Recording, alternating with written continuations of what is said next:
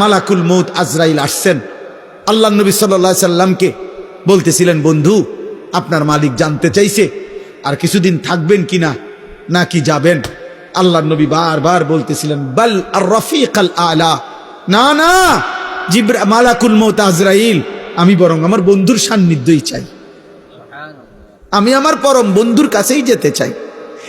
এই কথাটাই তাফসিরে আছে, হাদিসের ব্যাখ্যার মধ্যে আছে। কোন ইমানদার, কোন মুমিন, কোন মুত্তাকিরও মৃত্যু যন্ত্রণা হয়, মৃত্যুর যন্ত্রণা যেটা এটা হয়, উনার কষ্ট যেটা এটা হয়, কিন্তু মুমিনের মৃত্যু যন্ত্রণা শুরু হলে তার দিল খুশিতে আনন্দে উৎফুল্ল হয় যে হায় আমার বন্ধুর মোলাকাতের সময় হয়ে গেছে। গত 60 বছর আমি যে বন্ধুর জন্য সেজদা দিছি 5 ওয়াক্ত, গত 60 বছর, 40 বছর, 50 বছর যে মালিকরে আমি ডাকছি দিবানিশি, কখনো সুবহানাল্লাহ, কখনো আলহামদুলিল্লাহ, কখনো ডাকছি আল্লাহু আকবার, কখনো ডাকছি লা ইলাহা ইল্লাল্লাহ, কখনো ডাকছি আস্তাগফিরুল্লাহ।